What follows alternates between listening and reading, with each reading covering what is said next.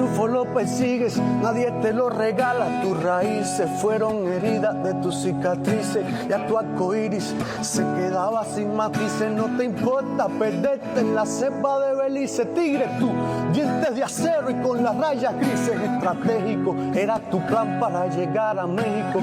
Tanto caminar, por poco llegas tetrapléjico. Falta un solo inning para lograr el éxito. La suerte será el mejor amigo de tus méritos. Acelera, sabes que viene la última frontera. Te guardan, te aprietan los grilletes de la espera. Le das gracias a... Buena mi gente, esto es Cuba en Caliente. Nada mi gente, hoy venimos con una propuesta que es lo que más deseamos todos. Venimos tratando de ver qué es lo que más necesita el pueblo. Es un cambio de dictadura. Hayan elecciones. Estas son unas reflexiones del profesor Antonio Quintana Bonachea, nuestro gran amigo, que siempre trae unas buenas reflexiones, para que todos entendamos las cosas, porque lo mejor que tiene él es que habla de frente, no habla de lado, y sin miedo ninguno, y está en Cuba. Pero bueno, ya sabemos los problemas que ha tenido, y tenemos una entrevista pendiente, pero bueno, en estos tiempos con los apagones se nos ha hecho algo imposible que queremos hacerla. Y nada más que tengamos esa entrevista, se la vamos a dar a ustedes para que conozcan las interioridades y las maneras de pensar de ese cubano. Nada, mi gente, esto es Cuba en Caliente y nada, siempre piensen que lo mejor para Cuba es ese cambio que tanto deseamos. Libertad para nuestros presos políticos, la L, y patria y vida, mi gente, libertad para Cuba.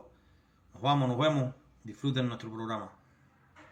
A ver, hay una diferencia muy grande entre el estar convencido de que el cambio político en Cuba es inevitable y el saber cuándo ese cambio se va a producir.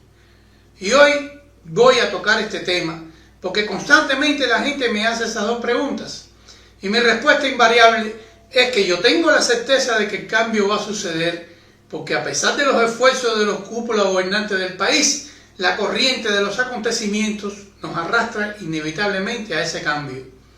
Ahora, yo no tengo el don de la premonición y estoy consciente de que ese cambio puede ser acelerado o retardado por factores externos e internos a la nación. Por ejemplo, entre los factores externos tenemos que cada vez que un país cualquiera le hace un préstamo, condona una deuda o le hace donaciones al régimen, está retardando el cambio. Y entre los factores internos están, por ejemplo, el tiempo que puede demorar el pueblo en despojarse del miedo a ejercer la desobediencia civil a pesar de las consecuencias y de las conveniencias. Por otro lado está la emigración, la mal llamada emigración de reunificación familiar. Y digo mal llamada porque muchos de los emigrados no tienen en los Estados Unidos ningún familiar con el cual reunificarse. Y otros llegan reclamando un asilo político tan falto de fundamento que tan pronto como tienen la oportunidad están viajando de visita turística al país donde supuestamente son perseguidos. Esa emigración constituye una doble válvula de alivio y de tensiones internas, porque por una parte el pueblo, lejos de luchar por soluciones dentro del país, ve como una solución más fácil el acto de emigrar, y por otra parte esa emigración se convierte en fuente de manutención del sistema a través de las remesas enviadas a los familiares residentes en el país, quienes a su vez, al verse en una posición ventajosa con respecto al resto del pueblo, tampoco están dispuestos a incorporarse a la lucha por el cambio. Y este tema de las remesas es un tema mucho más complejo de lo que parece, porque resultaría muy contraproducente prohibirle a los familiares en el exterior que ayuden a sus familiares en el país. En primera, porque siempre buscarán una vía alternativa, y en segunda, porque al sentirse perjudicados tomarán una posición con respecto a la lucha desfavorable para la causa. Yo soy del criterio de que fomentar la emigración no selectiva y en tiempos de crisis ha sido un error muy grande cometido por los interesados en el cambio social de Cuba. Desde el principio, el derecho a emigrar solo debió ser concedido a aquellos ciudadanos y sus familiares allegados que de verdad estuvieran en posición de peligro y persecución por parte de las autoridades de la dictadura. Si así hubiese actuado desde un principio, la masa del pueblo inconforme y el volumen de remesas ingresadas al país tendrían un saldo mucho más favorable al cambio político de la nación, y yo estoy seguro de eso. Otra pregunta que me hacen con mucha frecuencia es cuál será el comportamiento popular si el cambio social se produjera por la fuerza y no por consenso. Yo no me atrevo siquiera a imaginar el comportamiento del pueblo en ese caso, porque el resultado de la acumulación de tensiones, de rencores y de frustraciones puede devenir en una reacción en cadena muy difícil de controlar. Tocaría al gobierno de transición ser muy inteligente y persuasivo para evitar el desorden y mantener la cordura y la disciplina.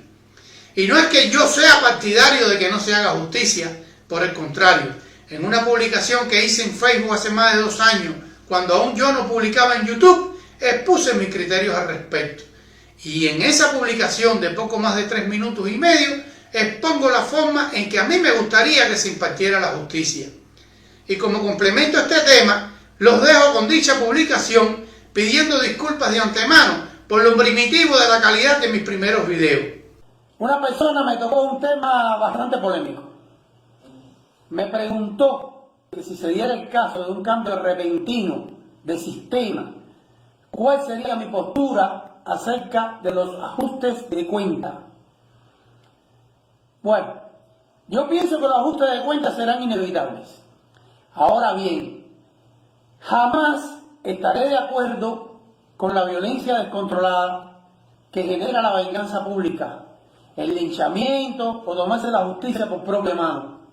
Pienso que esos son comportamientos inapropiados, incivilizados e innecesarios.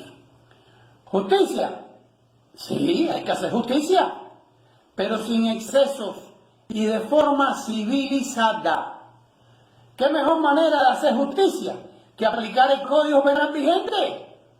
Ese mismo código por el que se juzga y condena actualmente a los opositores cubanos, y con las mismas garantías procesales, para que no haya problema. Por ejemplo, ¿cuántos delitos se cometen al ejecutar un acto de repudio? A ver, 1, desorden público. 2, amenaza e intimidación. 3, allanamiento de morada, porque muchas veces se meten dentro de los límites de la propiedad de la víctima.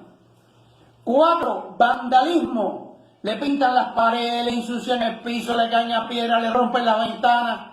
5, agresión y lesiones en el caso de que logren acceder a la víctima. Los organizadores del meeting incurren en delito de conspiración para cometer delito y sedición. Muy importante, sedición. ¿Entienden? Porque arengan a las masas a cometer el delito.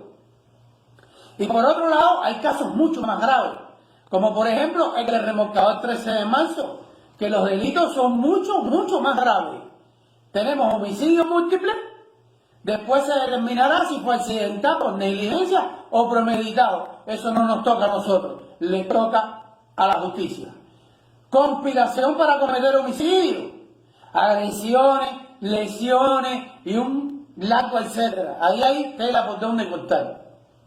También se pueden abrir procesos para otros casos, por ejemplo, como el secuestro, cuando una persona es arrestada sin orden de detención, ni delito cometido, o confinada en su vivienda sin justificación. Tenemos amenaza e intimidación, tenemos abuso de poder, cuando un policía llega y te registra de arriba abajo sin una orden de cateo, violación de la privacidad, cuando se te meten en tu casa, o cuando te registran tus cosas. Como ven, no hay ninguna necesidad de tomar la justicia por mano propia. Tenemos un código vigente que lo hicieron ellos mismos y que se lo podemos aplicar. Porque como dice la palabra del Señor, con la misma vara con que medís, seréis medidos. Ojo por ojo y diente por diente. ¿Quién se sentiría con moral suficiente para reclamar una justicia que se aplique de esa manera? Piénsenlo bien antes de comportarse como animales.